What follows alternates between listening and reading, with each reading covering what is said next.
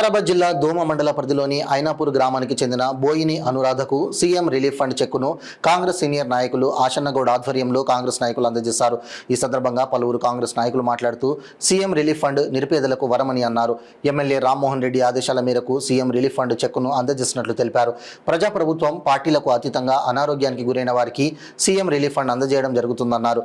ఈ కార్యక్రమంలో కాంగ్రెస్ నాయకులు బోగిని రాఘవేందర్, నల్ల సాయిలు, జహంగీర్, బుసని వెంకటయ్య, రహీం, గుడ్ల రాములు తదితరులు పాల్గొన్నారు. దోమ మండలం ఐనాపూర్ గ్రామంలో మన లబ్ధిదారులకు అనారోగ్యంతో బాధపడుతున్నటువంటి లబ్ధిదారులకు ప్రతి ఒక్కరికి ఆదుకుంటామని పరిగితి రామ్మోహన్ రెడ్డి ఎమ్మెల్యే గారి ఆధ్వర్యంలో ప్రతి ఒక్కరికి చెక్కులు అందజేయడం జరుగుతుంది.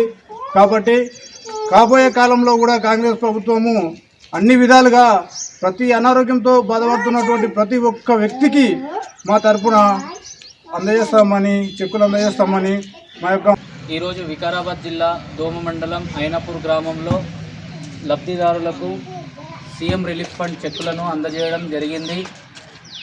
ఈరోజు నేటి ప్రభుత్వం ప్రజాపాలన ప్రభుత్వంలో ఎవరికి కూడా ఎలాంటి ఆపదలున్నా ప్రతి ఒక్కరికి కులమత భేదాలు లేకుండా పార్టీలకు అతీతంగా ఈ యొక్క సీఎంఆర్ రిలీఫ్ ఫండ్ అందరికీ కూడా అందజేయడం జరుగుతుంది.